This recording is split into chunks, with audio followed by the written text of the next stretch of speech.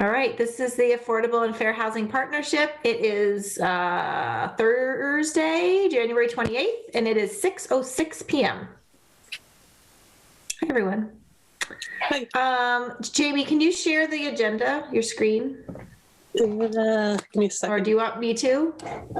Here, let me make you co-host. Now I gotta open it. Hold on. Okay. I'm trying to find it as well, so whoever gets to it first. Okay. All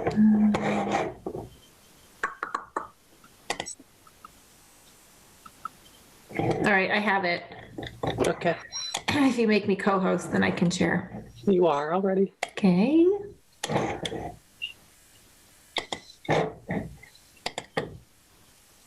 All right, can everybody see it? Yep. Okay. All right, so I did circulate the December meeting notes. Did everyone have a chance to look at them? Mm-hmm. Does anyone have any edits, comments, changes? Would someone like to make a motion to approve them? I motion to approve the last month's meeting minutes. Anyone want to second it? I think actually, aren't you the only person that can second it? Brad can second it. Oh, Brad, sorry. Okay, I'll go ahead and second it then. All right, so I have to do a roll call to approve them. So do I have to do them? Yes, I do. Kate? Yes. Yes, I motioned it and I approve them. Brad? Yes. And I'm Jana, and I'm yes. Great. Thank you. I will send them to Barbara. She indicated we were missing a few months, which I have to now go back and figure out why that would be, but I will do that. Do you want me to look at that on the website, see what she's missing? She's missing June, September, something else. Sometimes one of them might have been a meeting we canceled. Sometimes that happens, and then, but I was surprised because I thought we were doing a better job sending them to her, but. Yeah, she got really busy with all the election stuff and the census collection stuff. So, who knows where that actually lies. I also want to welcome Ashley Grant, who's visiting us and who Jackie's trying to recruit to be on the housing partnership. Do you want us to introduce ourselves, Ashley? Sure. I think that there's only one of you that I don't know, but I'm Jana. I'm Jamie. I'm Jamie. I'm the assistant planner for the city, back from the Affordable Housing Partnership. I'm Kate. I do know you, but I do think it's helpful I work at DMH now, and I'm just a case manager at DMH, but I also manage the housing vouchers for Hampshire County. oh, thanks. And Jana, obviously, I don't know, what's your title? Community Action Director of? I'm the assistant director of community services at Community Action, which just doesn't really mean a whole lot when you say it out loud, but yeah. And Brad, do you want to introduce yourself? Yeah, so Bradley. I am essentially a nonprofit consultant, but obviously with COVID, that's kind of taken a huge nosedive. There's not much of an appetite for on-site consulting right now, but I'm getting a master's in public policy right now at UMass Amherst, so that takes up most of my time. Nice to meet you. My name's Ashley, and I am the legal director at the Massachusetts Fair Housing Center. Oh, nice. Well, welcome. Housing production plan approval update. So now I'm gonna have to look back at my email, but the timeline got pushed out a little bit for when things were being presented to City Council. So the Judy's presentation to City Council is February 17th. Is that right, Jamie? Yep. And I think It's going to be, so the public hearings start at 6:15 for the city council. So I don't know though what other things will be on the agenda and what order we'll take it. So Is it during the public hearing portion? typically, Okay. but it may not be. It may be just a report of a subcommittee afterwards. So Okay. it really depends on how the councilor, President Conniff, puts the agenda together. Okay. It did go to the property subcommittee a couple weeks ago, maybe. And I did attend that with Jeff and talked to the subcommittee about the plan and the history of the plan and why the plan's important. And so that was, they were very receptive and excited and, had positive things to say about the plan. So I expect that they will recommend to the full council that the full council approve or adopt or whatever the language is that we need them to do. And so I expect that will happen. And also I think the planning board will be there on the 17th, right? And the planning board recently discussed it at one of their meetings and so they're aware of it, and I believe they're leaning towards approval as well. I just want to make a plug that if you would like to, anyone on the committee who doesn't know where it is, or anyone who's watching at home, you can download and view the housing production plan on the planning department page of the Easthampton website. So that's easthamptonma.gov/planning. Click on forms and documents, and current projects will bring you to the housing production plan. Great. And so I'll definitely plan to be there on the 17th. I hope some of you will be as well, to hear Judy's presentation. And then I presume the housing partnership should probably say something about why the plan's so great and all that stuff. So,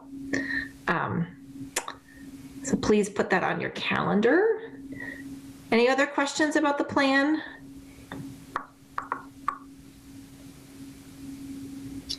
No.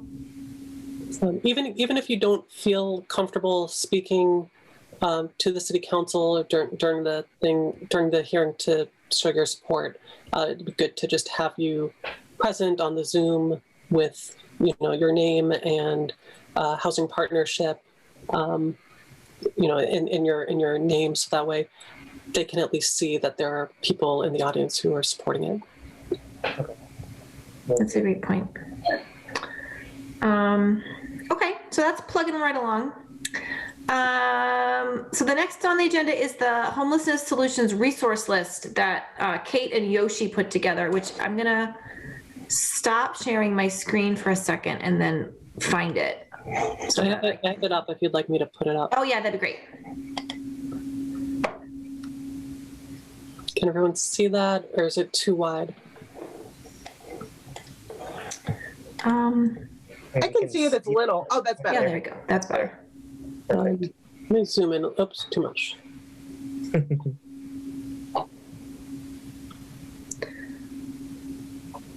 Thank you, Kate and Yoshi, for working on this. I think it's really helpful. That's really good. I don't really have a lot of comments. I had a couple, the first time I read through it, I didn't see anything that I thought I would change, but there was one mention about community action that had a name and a phone number of someone that I've never heard of. So I thought I would correct that. I think it's down farther, but I thought it had really good information. I mean, I think this is really helpful. Oh yeah, this part about this truly is a draft. I mean, the hope, just so you know, Yoshi and I didn't ever meet. I just took her format and I put local stuff. So I think it would actually be pretty helpful. I mean, I know it's kind of annoying, but I was thinking you, Jana, could just go through to make sure that things are accurate, because these are kind of from website-y stuff. Yeah. Because I don't know everything. So you know a lot of things. I know a lot of things, but, and Ashley, since you're here at this particular meeting, actually, I didn't list, this is really broad. So yeah, we could put, the goal of this is just like kind of an overview, but I don't know what you guys are doing these days for, I know you've got that Holyoke COVID-19 thing, but since this is Hampshire County, I don't know. Yeah, and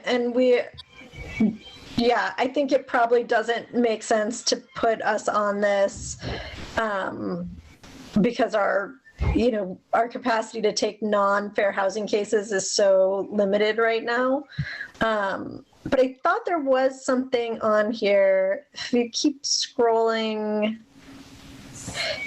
I thought our name was.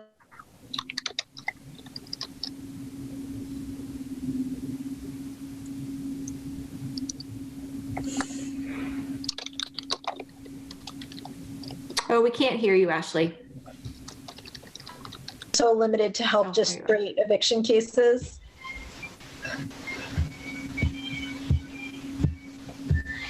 Can you say that again, Ashley? You were like muted for most of the time. Oh, shoot. I'm sorry. Can you hear me now? Yes.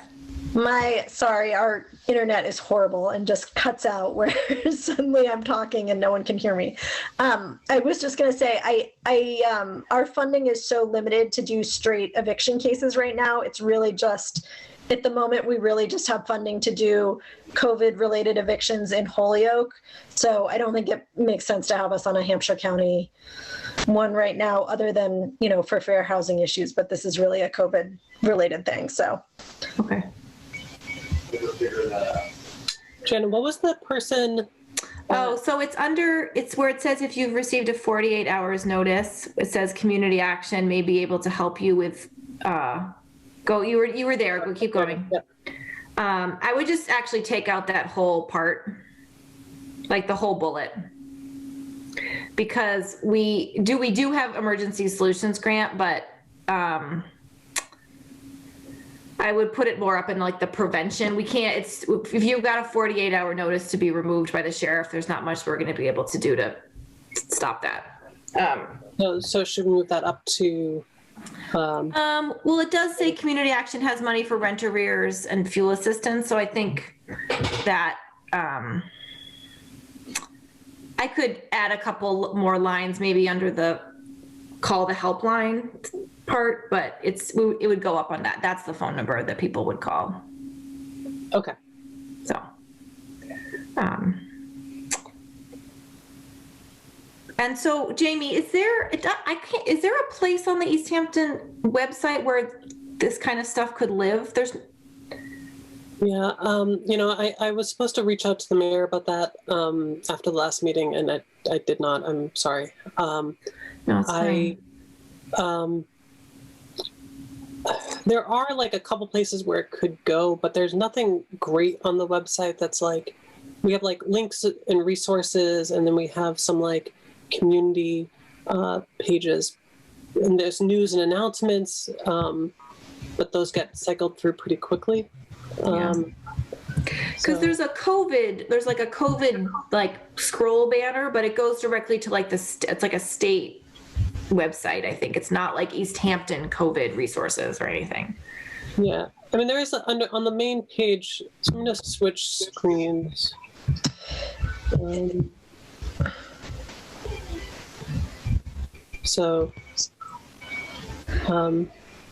the main page here, under COVID resources. Okay. So maybe we can get that. If we can put it there, I think that would be a great place for it to live. Yeah. One thing that I don't know if I'm just missing it on there, but is there any link to like the Mass Legal Help page that has the CDC declaration that folks need to file? Okay. Nope. That's a good idea, though. Yeah, so I think that would be really good because a lot of folks don't know that they need to file the CDC declaration in order to be covered by the moratorium, which, we're hoping that will change, that maybe Biden will change that. But as for right now, they still need to file that declaration. And masslegalhelp.org has a really good page on that has really clear instructions on how to know if you qualify for the moratorium, and how to file a declaration. I think I'd put that up toward the top, Jamie, like, let's see. Yeah, like, if you're falling behind, like in the first top part, you think? yeah, if you're falling, yeah, because folks should file if they're, yeah, they should file a CDC declaration if, like, I'm trying to think of how to, let me just look at the Mass Legal Help website. I don't know how to do it, but don't you do it when you're in housing court? The CDC declaration? Yeah. So you can actually file it, I mean. I haven't read the directions, I just have the link. Yeah, you can actually, I mean, you can file it in housing court, but you can actually do it before you even have a notice to quit filed against you. Oh, I didn't even know. Cool. Yeah, so let me just find. Because you give it to your landlord, right? That's what you do with it? Yep, exactly. So I'm just going to put this link in the chat.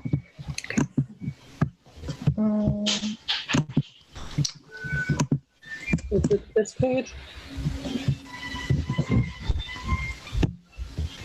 Yeah.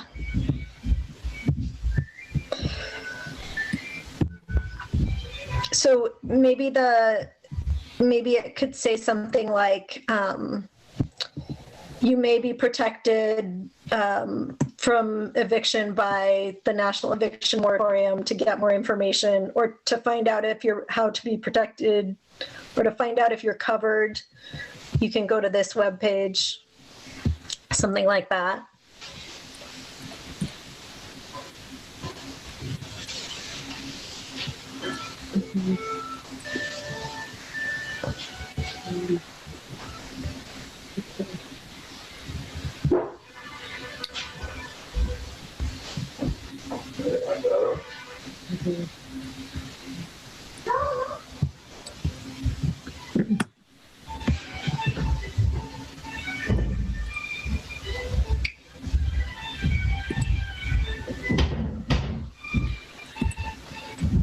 Yeah, that looks good. Yeah.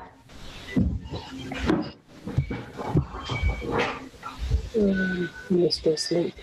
Yeah, that link works. Okay.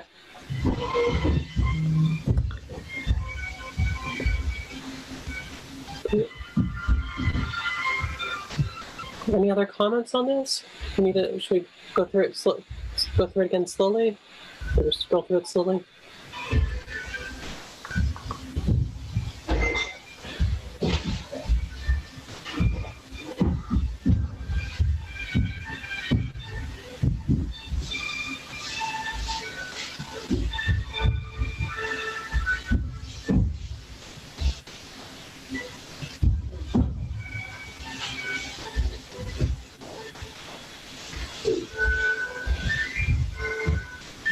I would maybe take out the second reference to Wayfinders and Raft.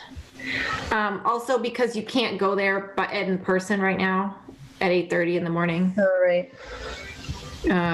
This one? Yeah, I would, yeah, because it's mentioned above. Yeah. So I would just take it out. Like one of the benefits of COVID is that now you can apply online and you don't have to stand outside on the sidewalk at 8 o'clock in the morning. Yeah. Although benefit and challenge for the folks who don't actually have a way to apply online. Yes, it's, I know community action will help people who really can't do it on their own.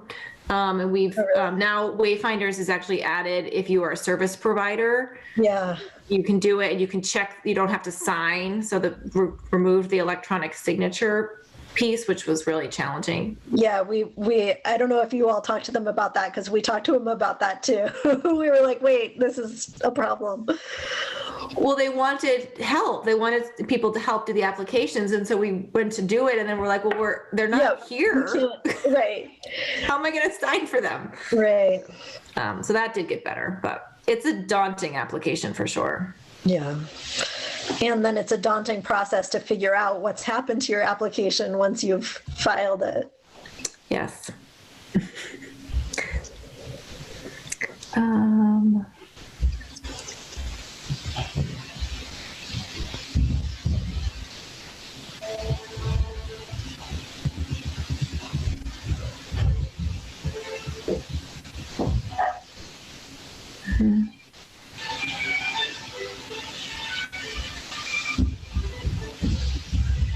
I think the rest of this looks pretty good to me. Yeah. Yeah, I mean, I'm really appreciative of how, some of the language in here kind of implies the nuance in policy without having to explain it. Like if you've been homeless longer than 1 year, or if you've been homeless more than 4 times in the last 3 years. I think it's really helpful language to have, and it's written in a way that's really clear and easy to read. So really, really good work on this, Kate. Yeah. I think that's Yoshi's language, just so you know. I just took her stuff, but I'll take the compliment. I'll take that. Thank you. Wonderful language. Thank you. Just in general, though, it's a really great document. So thank you to both of you for doing this, and you did it so quickly too. So I think it's great. Yeah. Now, one thing, Jamie, the one thing I wanted to talk about, I think we should put it on the website, but I also think it'd be really helpful if we could get it directly to the school. Not that they'll necessarily print it out or give it, but it would be great if they could email it to parents. And then I was also wondering what people thought about the Easthampton Community Center. Mm-hmm. I don't think we could give it to them without a flyer, though, and that might cost money. I was thinking the senior center, somehow the schools, and no point in the library right now, although maybe they could put it online. I don't know. I just wanted to also just chat with you guys about that if you like that. Yeah, I think what we were talking, Jenna and I were talking about this for the rental assistance program, but trying to get information on in the bagged lunches for the school. And in the grocery bags at the community center. And similarly, if we can somehow condense this to something that we can print in quarter, and it wouldn't have everything, but it might be if you're experiencing any of these things, and then the link to the website. Or I don't know if that makes sense, because trying to provide the information without making them, the people who need it, jump through a hoop, or trying to find the information online might be more complicated.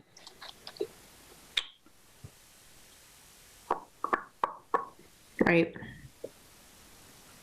I mean, so if we're thinking about it in relation to, so when we start advertising the emergency rental assistance program, and we do, we can do quarter sheets for the bags at the school, we can do quarter sheets for the community center. Theoretically, if someone is experiencing housing insecurity and they call community action, the staff would know these things for the most part anyway. So I think that if someone is looking for meals while they're they're going to get screened for all kinds of things when they call. So if someone is calling about housing, but they also need help getting a meal, or they need help, with figuring out how to file the declaration or hooking up with legal aid, then the staff would be able to tell them that. So it's a little bit like we could get a little bit of extra, that could be help with the vehicle for this, because we wouldn't have to figure out how to condense this into a quarter sheet. But I think also posting this on the city website, and maybe I think giving it to the schools, regardless of whether or not they distribute it, but it's also probably helpful for the schools to have as they're talking, if the teachers or the administrative staff are talking to any families that might be having some, difficulty with things, at least they would have this resource list. I'm sure they have lots of resource lists, but. I mean, I also I wonder if they could put it on the school website, because there is a section on the school website that's like for families. Mhm.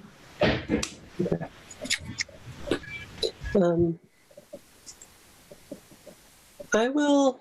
So once we can finalize this, then I will send it to the mayor, ask her to put it on the website under the COVID resources, and I'll email the superintendent of the schools and ask her to put it on the school website as well. Do you think you could just email, would this be too annoying, Jamie, if you just emailed it once it's finalized also to the director of Council on Aging? Oh, yeah, I can do that too. And if you don't mind, what do you guys think, actually, even though I vetoed it myself, what do you think about the library? I mean, again, they can do with it what they want. It used to be that the library was a really big resource for people, but it's a little less because you can't go there. But it doesn't hurt for them to have it. Right. Yeah, I was thinking like we should try to email it to as many places as we can. I mean, I think, the churches, some of the businesses churches, in right, town. Only because I feel like if you are coming in contact with someone that you think might need help, at least you would be like, oh, I have this resource list that I got from the city. So maybe thinking, this longer document, figuring out distributing it more broadly so that, people at least have the information. Yeah. Property managers too. I mean, I think maybe, especially around things like meals. Well,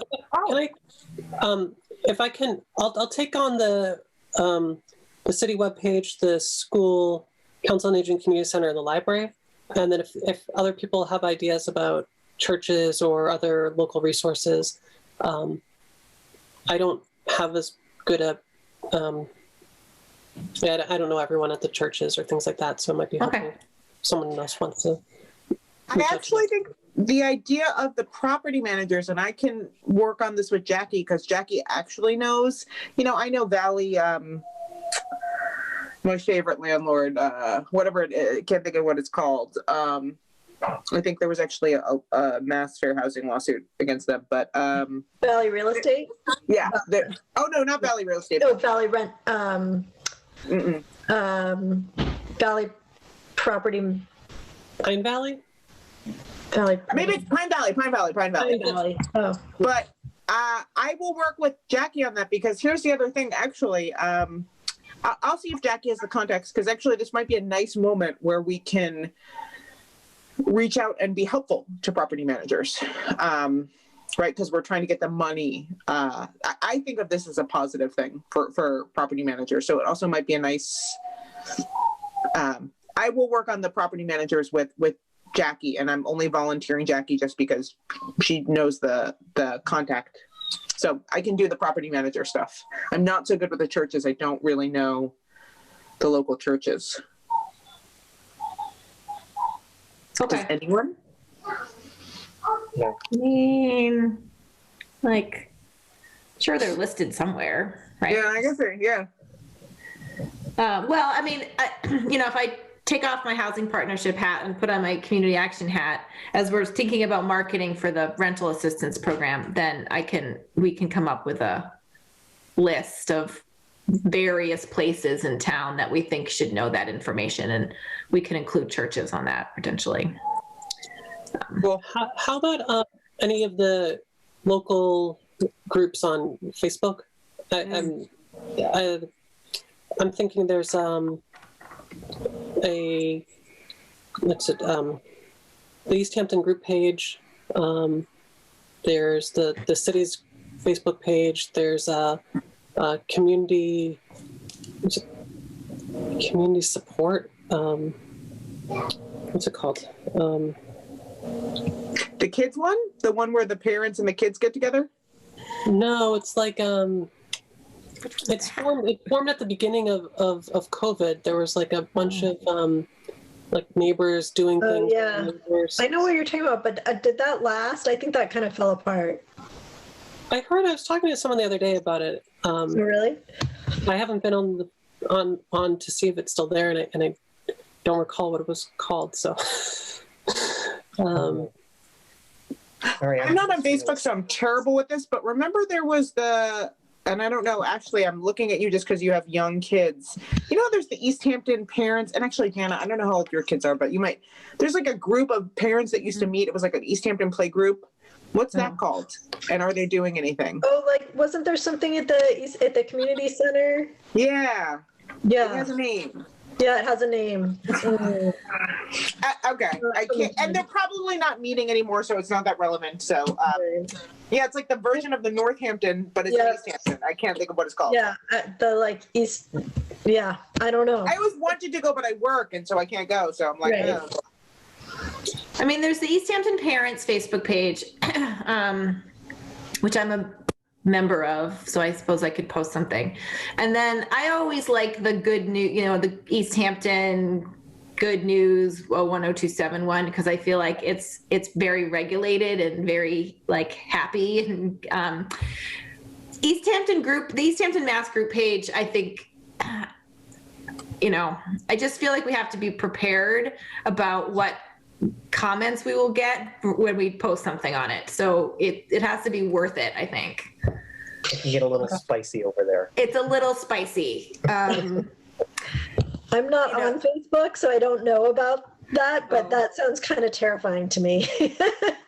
I mean, they're all a little spicy. Easthampton Parents can be spicy also, but it's also pretty, the stuff will get taken down if it gets too out of control. But the Easthampton group page sometimes is pretty vicious. So, well, we can put it out through the Easthampton Planning Department page, and I can ask the mayor to put it out on her Facebook page as well. And then if anyone else wants to post it to a group that they think is relevant, that won't attract too much negative comments, then yeah. okay. Oh, you know what I just realized also, if you guys are okay with this? My sister is part of NEA. My sister's a teacher. How would you guys feel about it going out, and she's part of the union stuff, how would you guys feel about it going out to like a lot of teachers vis-a-vis the union? If they are, I can't promise it, but I'll just ask her. Is that okay with you guys? It would be beyond just Easthampton. It's the local, but it's part, the union covers Easthampton teachers. So it might be another way of getting at teachers. Sure. I think we should put give it a title and give it a credit of like where it's coming from. Like instead of it just being like a couple pages of resources, we should title it and say where we got it, who compiled it or something, and a date. So people know. So what if we do, people know that it's not like from 5 years ago. Right. Yeah. Jamie, could we do it outside of that box, or is it only letting you do it? I will figure out how to do that. Okay, you got it. Okay, good. Sorry, everybody loves to be Monday morning quarterback.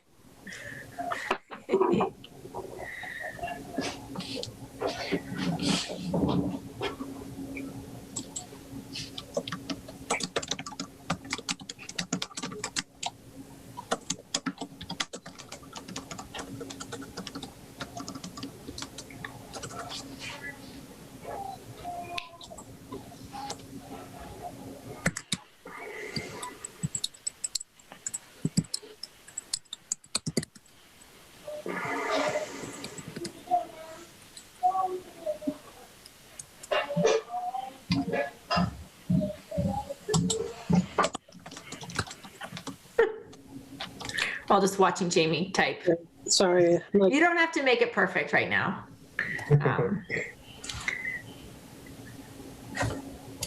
Great. But that'll get us in the right direction. Okay. Great.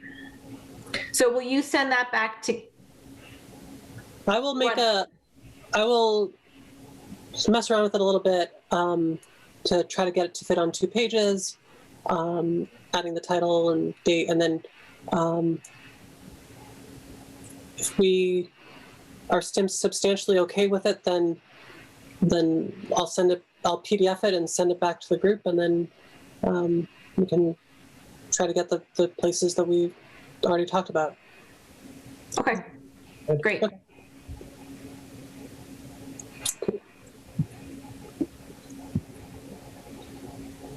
Okay. Yeah, so I think the Facebook page I was thinking about, it's called Easthampton Mutual Aid Easthampton. Oh. And it's a private group for people to ask for and offer support to others during COVID-19. It has 485 members, 1 post today, 17 in the last month. So it's fairly active. I'm not a member of that group, so I can't post on it. All right. It seems like a good place to try to advertise the rental assistance program, since it's directly about COVID. I know that that's not the next thing on the agenda, but since we're sort of talking about outreach, so just to give folks an update, so Community Action and the City of Easthampton have signed their contract, and the program is slated to begin on February 1st. Jamie and I have, I think, finalized the guidelines, and I have a couple other documents to send back for Jamie's review for just like things that landlords sign and the tenant sign. But otherwise, we'll be ready to roll on February 1st. We'll be doing some advertising, and then basically folks will call Community Action's Community Resources and Advocacy Program to be screened for the program and whatever else they might be eligible for. And then they will do, right now, we're only doing appointments over the phone. And so they're doing phone appointments. And Community Action has a secure way to share and receive documents that most people are able to use pretty successfully. They get a link that they can upload then their pay stubs or their bank statement or their ID. And if they can't do that, then we have, various drop-off options where folks can drop their documents off, and then they'll get returned. But most of the time people are able to use the upload version, which is a Citrix system. So that's been working pretty well. So for I think a lot of the places that we've already talked about, the community center, the meals through the school, trying to get a flyer out through the school, on the city website, out on some Facebook pages. My inclination would be to use Easthampton Parents and the Easthampton Good News 01027. I do not want to post it on the Easthampton group page, but you can talk me out of that. But I'm a little concerned about the comments that we might get, and that stresses me out. And then Kate, I can talk to Jackie, but if you guys have the list of property managers, it would be good to send stuff directly to them too. And is there anything else I'm missing? So you guys are signing on February 1st, which is Monday, right? Yeah. Okay. And then when are you guys going to start doing your outreach? Because I think it just makes most sense. Not that I think this program is much more important than this one sheet, this resource thing, but it probably does make sense to do for the property managers to do it together. So when are you guys thinking of doing your flyer? We'll be doing it next week. The flyers, Jamie asked me to make it snazzier, so I have to make it snazzier. And then we'll do a quarter sheet for the community center, and we'll reach out to the schools so they can put it in the bags. So we'll start the outreach ASAP. Jamie, is there a list of people who have already? Yeah, I have a list of names and contact for people who've reached out to me, and I think that, I'm going to put out a press release. Hopefully it gets picked up soon. And that will also make sure that the city councilors get it, because I know that city councilors have been asking about it. And obviously the mayor's going to put it onto her, the situation report that, so I'll ask her to do that as well. Yeah, I mean, and just to give you guys a little bit of like what we've been experiencing in some of the other cities. So Community Action administers the program in Amherst that they have, and then Northampton set aside some CDBG funds to use for rent arrears for people who have a connection to COVID. And I will say that it is, generally in general, slower than we anticipated overall. So in Amherst, we've been doing that program since July. We've gotten a lot of applications. Amherst uses an online pre-application, which Community Action did not recommend for Easthampton, because it just results in a lot of applications that are not eligible and are for people who live outside the community. And you just end up like wading through all this stuff that it's just not an efficient use of everyone's time. That's why we're using people are calling and being screened and going from there. But even in Amherst, I think we've approved about 35 people since July and spent about $70,000. So it's not the avalanche that we expected. My last time I went to the Amherst Trust meeting, they said, Jana, what do you think is going to happen? Do you think it's going to get picked up? And I said, I've been wrong every single time you've asked me to predict what's going to happen next, because I think we thought once the moratorium ended in October that it was going to be this crazy flurry. And then we thought, okay, well, now the CDC moratorium is going to end, even though it's been extended. And that's going to mean that there's going to be, but there's still a lot of, housing courts really backed up. And so, there's not a lot of urgency, I think, it's not as busy as we expected. So I only say this because I don't want everyone to be disappointed when we don't spend $100,000 in 6 weeks, because I don't know that will happen. And the landscape has really changed since last summer in terms of Raft. And so there is millions and millions of dollars available through Raft. And when we had these conversations last summer, I admittedly was like, well, wayfinders, you can't count on wayfinders. Nobody, no one ever knows what happens. It takes forever. And now they have an online application, which makes it a little bit easier. And it still does feel like a little bit of an abyss of when you apply and you don't know what happens. But, Community Action has some really great relationships at Wayfinders that we've been developing and working pretty well together in terms of trying to help people through the process. And so sometimes Raft does make more sense. If someone owes $8,000, Raft might be a better solution. And so, I think that there's a lot of value in Easthampton's program, but I feel like I need to temper everybody's expectations that it might not, it's hard to tell what the need is, and we won't know until we start advertising and start taking calls. And, I could be totally wrong, because I've been wrong every time, but, we'll just see what happens, and we're excited to do it. And I'll be able, I can provide, updates when I'm here, or if you want someone else to do that, because it feels weird if I'm providing the update, then we can have someone else come.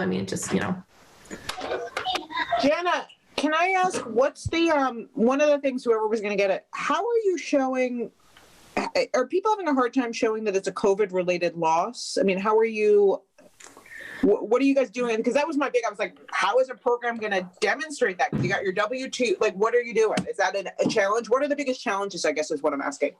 And I'm a dork, and I read the Amherst. I saw what you said to Amherst, but I just want to hear it. So so there's two big differences about Amherst. Amherst requires a COVID-related loss or reduction in income. They are not moving on that requirement, no matter how many times I ask. That is a requirement. The other requirement is that you have to show that you have insufficient income or assets to pay your rent.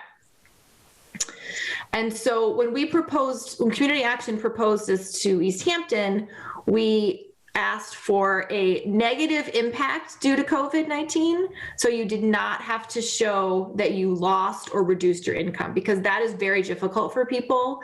And we're pretty flexible, but not everybody did. And a lot of people who got unemployment over the summer, they had an increase in income. Right. So that really swayed it. And then the other part in Easthampton is that we're requiring that people be at least 1 month behind. And so in our mind, that is demonstrating a need. If you have not paid your rent for a month, it is unlikely that you have all these other resources that you're just ignoring. We're still going to ask for bank statements, and we're still going to look at the bank statements, but we're not. In Amherst, we have this complicated formula that looks at their assets and their income and then multiplies it by 3 and then divides it by 30, and then and people get denied that really it should not be, and they're very strict about that. So so in Easthampton, I'm hoping it will be easier for people to qualify, because they have to sign a statement that they have a COVID-related negative economic impact, but it doesn't have to be directly related to a job loss or reduction in income.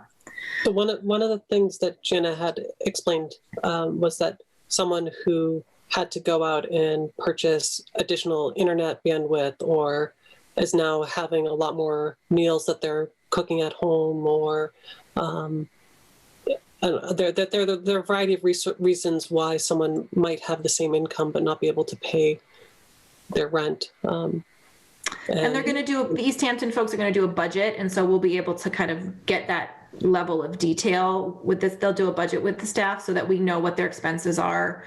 And then in Easthampton, it's a maximum up to $3,000 per household. And so that can be for arrears or monthly rent. And so if someone owes a couple months and then we determine, we could help them next month because it looks like they're not going to be stable quite yet, then we have that flexibility. And Amherst is not very flexible. It's 50% of the monthly rent for 3 months. And so most of the time it doesn't resolve the problem. And so you're only paying half what they owe. Right. Which is also complicated. Can Easthampton be used in conjunction with Raft? So if someone has hit the $10,000 limit at Raft, can they also apply for this in addition to that?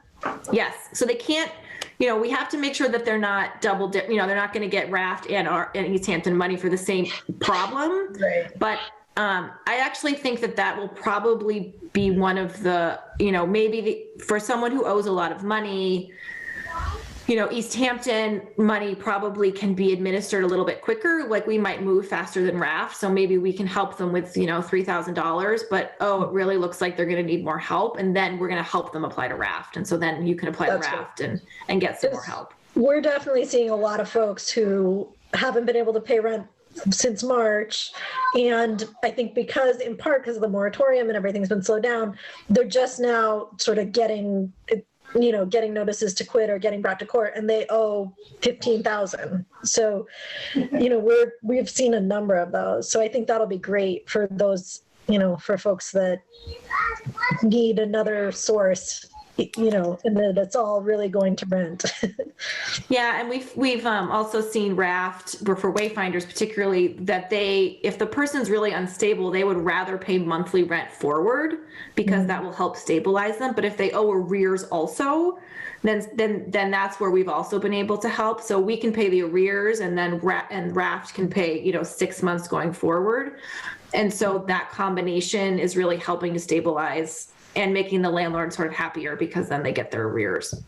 And can the Easthampton money be used for someone who has to find new housing? Can it be used for like first, last, and security?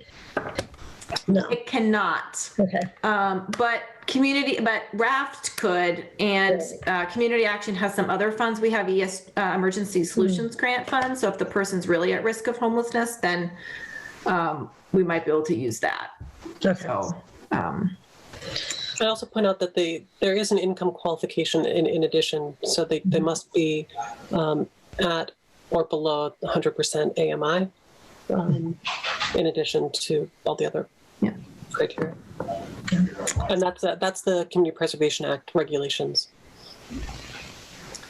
Will you guys just remind me in the governor's final, however the last bill, you can't evict. What was the last version of, not the eviction moratorium, but can you evict? I think the governor didn't veto, or he vetoed and then he re-vetoed. You can't evict while you have a pending, you can't physically evict, or maybe judgment, while you have a pending application for funding, correct? Nobody knows what I'm talking about? Yeah, What was the final version of it? There was like a...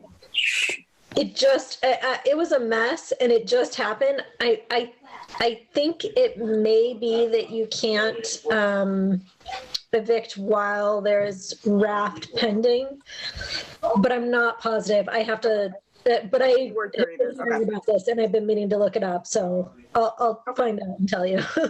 Well, and I didn't know what the language was, if it was just Raft or if it was our, it would be including our funding too. So I don't know. Yeah, there was like, I think he vetoed it, and then it got, I don't know if it got pressured. Got put back in, or, yeah. I don't remember what it was. Yeah. Okay. I'm not sure whether it ended up. I mean, that would, that's the CDC. The CDC moratorium is that you can't evict while there's a pending, you can't have a physical eviction while there's a pending Raft application if all the other qualifications are met. So in some ways, the governor's is, I think, would just be a duplicate of that for if and when the CDC moratorium ends, because I think anyone that would be covered by that under the state would be covered by the CDC moratorium. Assuming they file for the moratorium, though. Assuming they did the declaration, I guess that's true. No. That's like it's not a little thing. Like most people are not aware of it. So no, yeah, you're totally right. Except that now when landlords are filing, they do have to. Oh, right, they have to provide information. The legislation, right? I forgot. Okay, yeah. You're right. They have to at least put in the notice. Yeah, they have to put it in the notice. So that does help somewhat.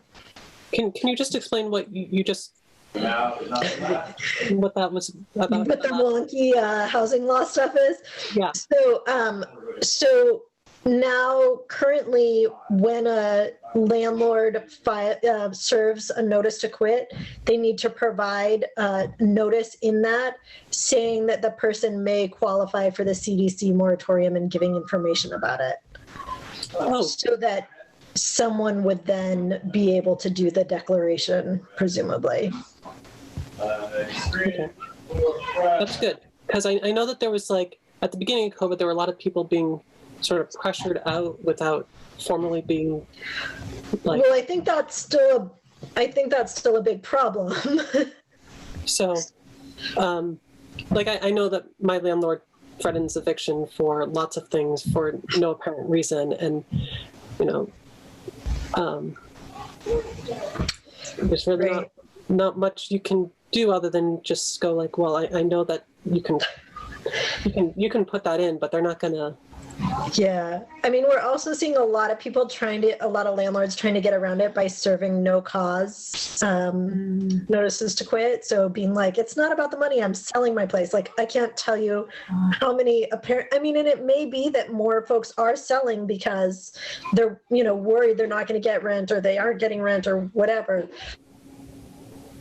Oh, you broke up. You're muted. Wow.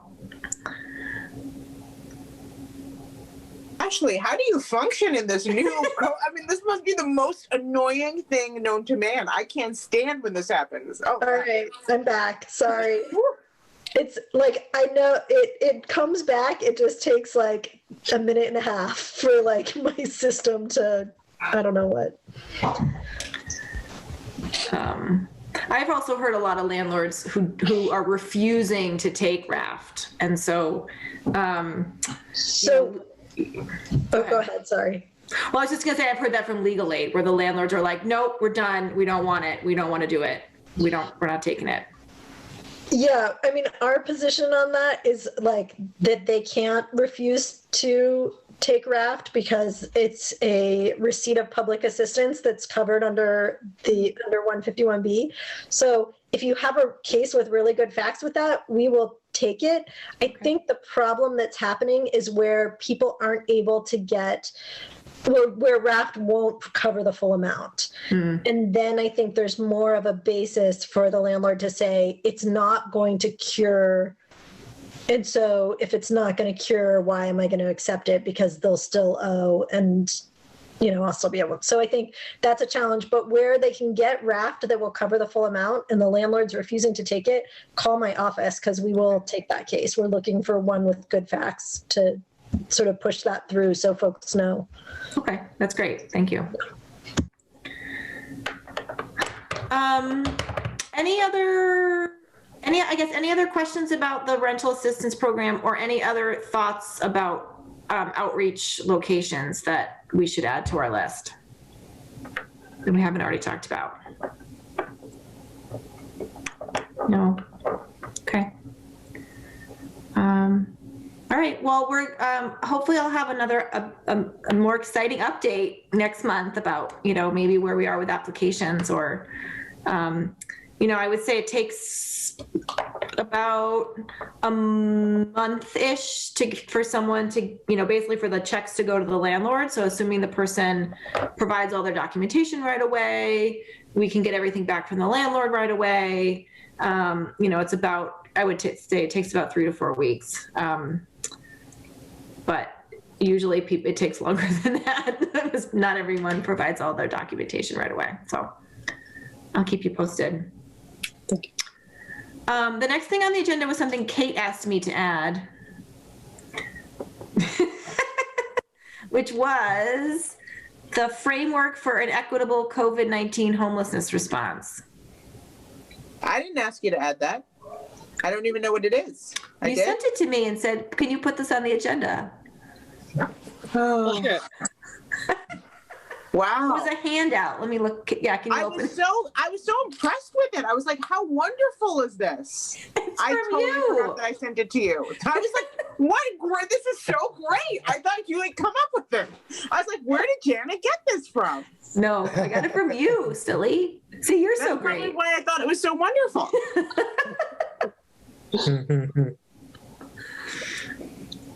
Do you remember what it is? Do you want to talk about it? I do remember what it is, but I don't remember where it's from. Where did I get it? I must have got it from, I was probably playing around online or something like that. I have no idea where I got this. It must have been from National Low. I'm on the email for like National Low Income. So yeah, I don't think I'm a great leader for this, but I just thought that this was really cool and some questions that we should ask ourselves for. This is just so funny. I was like, wow, this is so wonderful. Where can I find this? Hilarious.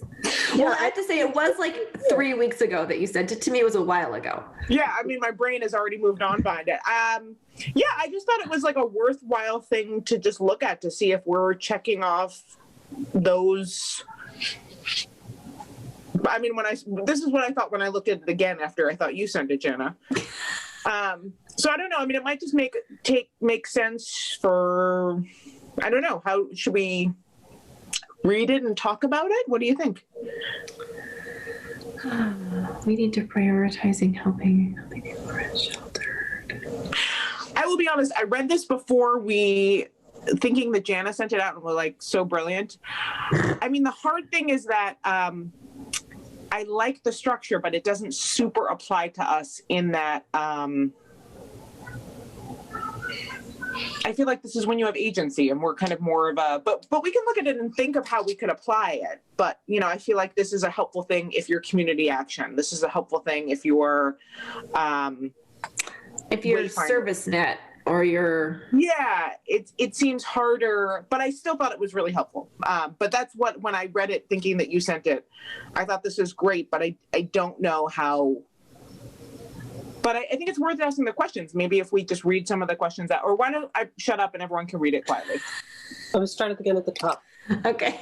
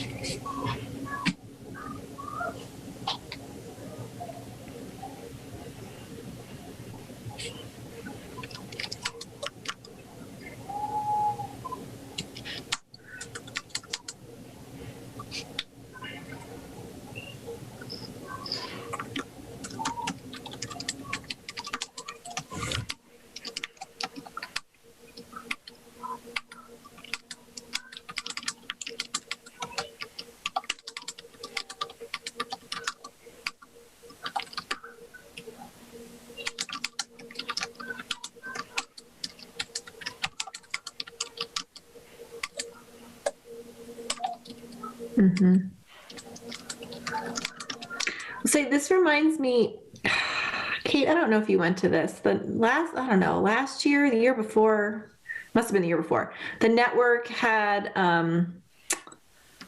some trainings. I think it was like from org code or something. It was like this guy from Canada, and he came and he did all these trainings on equity and shelters. And Okay. You remember? And, Yeah. And his framework, the way, was so in a lot of ways so different from the way that I think most Massachusetts providers, or at least like I think, which is that like you help everybody gets help, and whoever comes to you who needs help, you give them help. And his message was really about prioritization, and that like most people figure it out on their own if you leave them alone, and you really should be prioritizing the most vulnerable people. And like for a lot of when we do homelessness prevention, like we kind of, if you have A, B, and C, then you get assistance. We don't say, oh, well, you are more vulnerable than this person. So it was just a really sort of like really different way of thinking about it, oh, well, the majority of people will just figure it out and you don't need to worry about those people. You really should be focusing on this like very vulnerable group of people. So that's kind of what that was reminding me of, is that like prioritizing your funds around this crisis to very vulnerable folks. Yeah, that's what came to mind. And again, I think Kate's right. Like there's not much this collective we can do, but I do think it's helpful to be thinking about these kinds of things. And like, for example, the rental assistance program doesn't prioritize one population over another. It's just, COVID is the only prioritization. So it's just interesting. Well, and I guess one of the things that I was thinking when I read it, when you sent it to me, was, I think this would be hard even as a partnership to push. So I guess my question is, I do agree and believe this. And I think that, again, I think Americans often like the American dream, right? And everything's based on this American dream, except it's not a real dream. We don't all start in the same place. So I guess as kind of a principle, just how do we integrate this into the stuff that we're doing? And I think for the partnership, that would be really hard because, again, as a more advisory committee, we're a little bit hamstrung by some of the culture around us and the culture of the city council. But I think that we could just think about it a little bit more and maybe try to. It's not the way that most of our I do remember that guy coming in. I actually went to his how to do a great, I think it might have been a different one, but there was like a couple, and it's just not the way we think about things. Like how to run a great shelter. Yeah, there was like, and it's just not the way we think about things. It's most people were like not offended by the training, but like, ooh. So yeah. All right. Well, maybe it's just a thing that we could, it was a thing to look at and helpful tool to keep in the back of our mind as we think about equity and, I would argue that the way that our rental assistance program is going forward with it is addressing the needs of people who are most likely to be homeless, and that they are behind in rent and they don't have, they're going to be at least under 100% AMI, which is, not a lot. So that might. Yeah. And I don't remember, but are we prioritizing for families with children? We're not. No. Oh, okay. No. Yeah, the thinking was that with all the funding that the city granted $300,000 and we're doing a $100,000 pilot, and if we go through that $100,000 very quickly and we need to make changes for the next round because people are being left out, or maybe it's too restrictive and not enough people are actually getting the money, then we can make those changes. Okay. Yeah, because we might not even need to prioritize because we have if not enough people are accessing, then if the money's not going to run out, then it doesn't necessarily matter. Okay. Right. But I do think along these lines, we do need to prioritize our outreach to those most vulnerable populations, because I think that is the, going back to what Kate was saying, that most people will be able to figure out how to get in touch with community action and apply for these funds. The most vulnerable populations are the people without internet, without access, or without, good access to internet, are going to have a harder time finding out about the program. And when they do find out the program, that could be towards the end of the line. Going back to those lists of, who we're going to outreach to, I think, maybe we should keep brainstorming that, keep thinking about that, and making sure that we're keeping on hitting those places and keeping expanding where we're I think you're right, Jamie. And when I'm just looking at time and hearing babies, and I think actually, Jana, when someone from Community Action comes, I think we should ask our vendor how they're doing their outreach and if they're targeting those folks. Of course, we're going to help you, but no, I do think that that is our agency in this, which is our targeted outreach. Yeah. I also, I'm maybe this is like totally obvious, but like, is the outreach going to be in Spanish also? Yeah. In addition to English, okay. Yeah. That is not obvious. That is a good question, because I've seen many things that are not bilingual. That's a good question. It will be in English and in Spanish. We have bilingual staff that are English, Spanish, and then we use the language line as our interpreter service if we need it. Which we've actually needed in Amherst, which, might be a little bit more diverse than Easthampton, but we've used it in Amherst for Farsi and something else that we needed. And it's worked pretty well. So, yeah. Brad was actually the person who made sure our RFP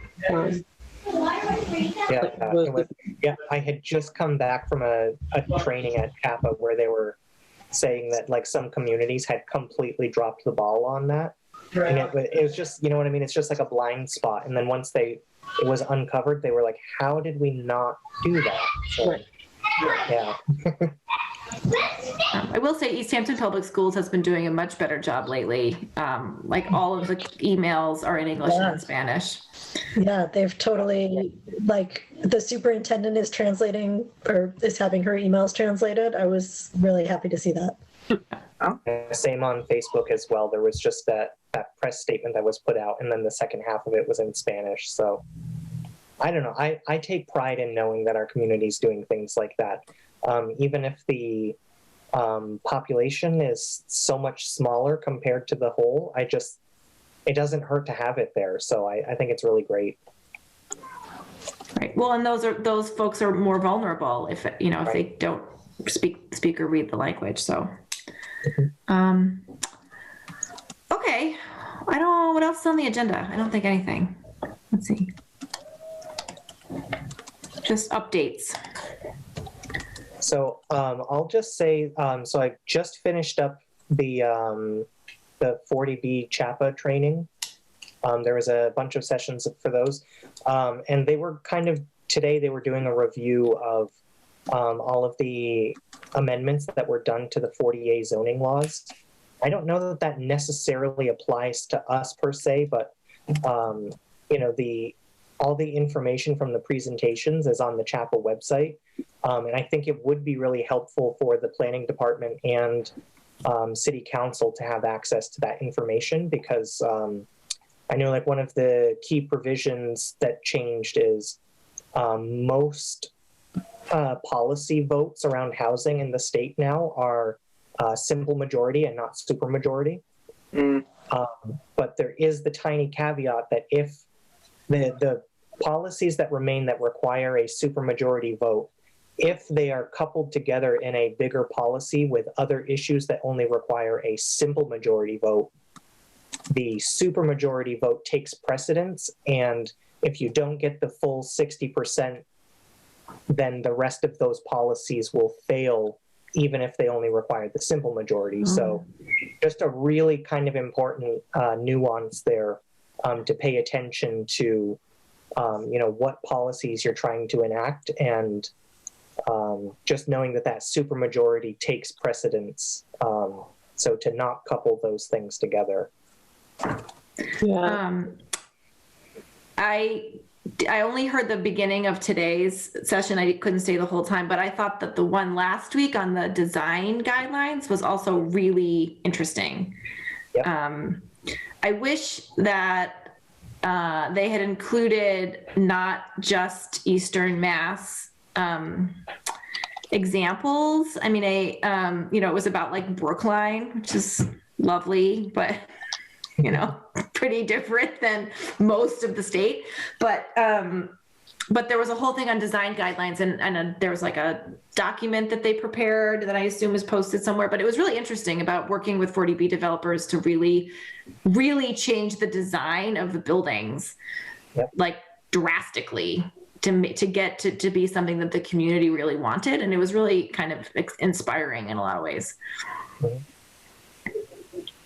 Yep, it's good stuff. I mean, to be honest, because I come from an advocacy background, a lot of the things that people were covering was way over my head. I'm sure as I hear the language going forward, things will start to click. But, I did feel that at least that part I could understand to disseminate. I feel like it's important to know that 40A has changed. Yeah. And other than the city of Boston, it applies to every community in Massachusetts. So it's not anything that you opt in or out of. Well, I would actually, so they've done some of these changes to the zoning.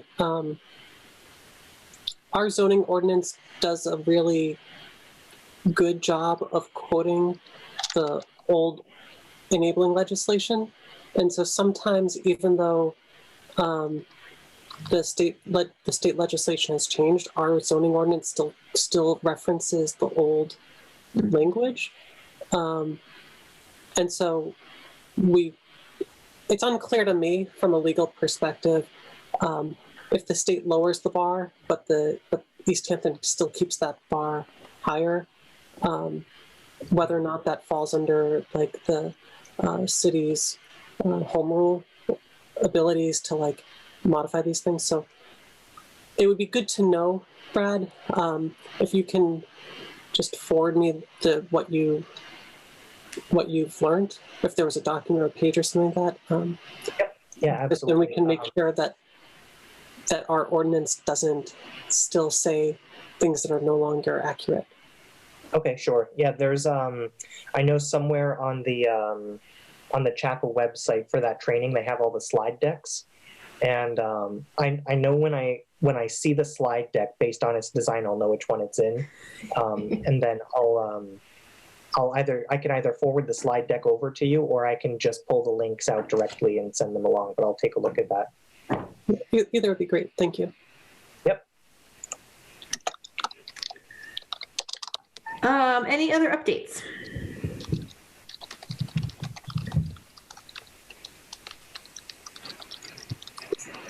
All right.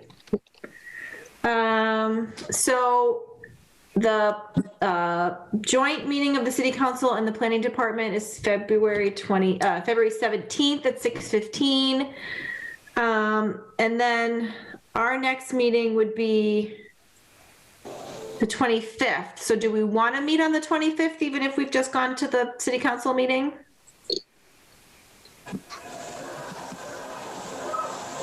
I would say maybe yes, but I don't want to. That's fine. I would vote yes, particularly because we have this new program rolling out. Yep. Okay. All right. Did you say? I'm sorry. I might have it. It's the 17th, correct? Yes. Yes. Okay. Yep. Yeah, so I'm fine either way. I mean, if it doesn't seem like much has developed that we need to know about, then I'm okay if we don't have the meeting, but either way. And we can always make those decisions as the month goes on, correct? Yeah. Yeah. Let's say that we are going to meet, and then we can always decide to cancel it if we decide that there's nothing to talk about.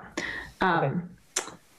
I will say, I mean, I'm hoping once the housing production plan is adopted or whatever it needs to do, that will also give us a lot of exciting things to talk about as we figure out what pieces of that plan we want to focus on or do.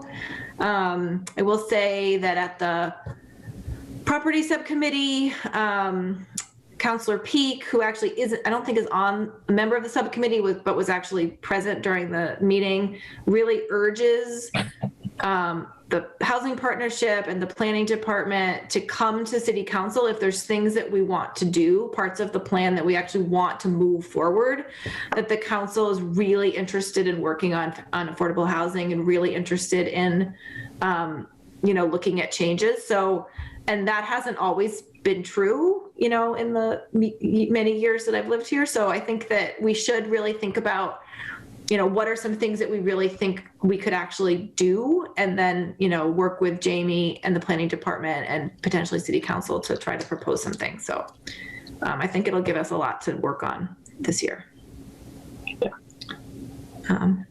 Sounds good. All right. All right. Well, then it is 7:23, and I will adjourn the meeting.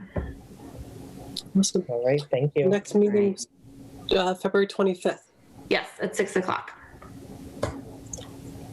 All right, sounds good. All right. Bye, everybody. Bye. Bye.